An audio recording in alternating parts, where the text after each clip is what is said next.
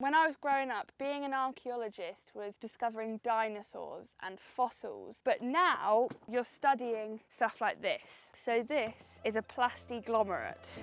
All of these, they look like rocks, but in fact, they're pieces of plastic.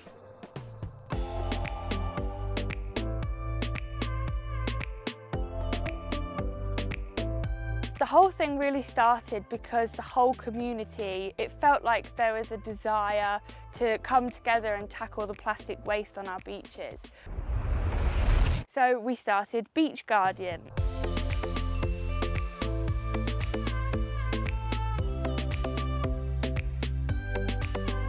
And what we do is we bring it in and we sort it out. As you can see, fishing, the shoes. Unfortunately, I still haven't found a pair for myself.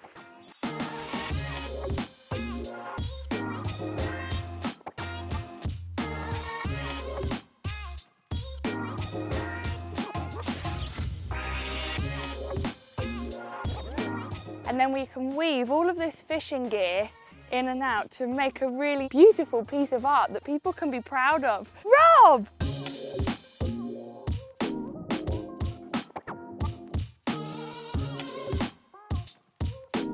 I came up with the idea that if I can recycle the material into something myself, then I can actually start changing people's perception around marine plastic, start seeing it as a resource instead of as a waste.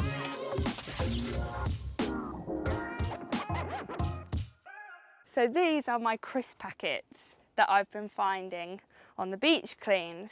So everything from this crisp packet is older than me.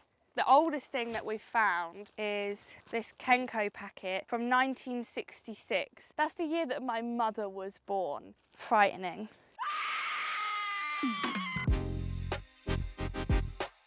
I'm hopeful, but I'm not sure if in 20 years we'll have cleaned up our act.